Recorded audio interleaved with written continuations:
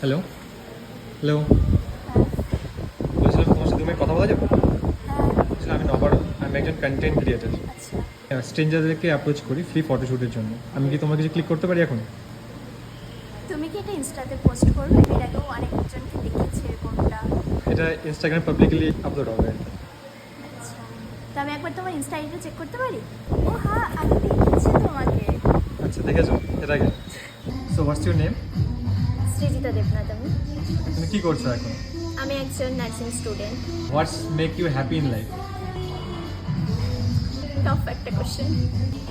ঘুরতে চলে যাই কিংবা ছেড়ে স্টপ করি আমি। আমার দিকে দেখো।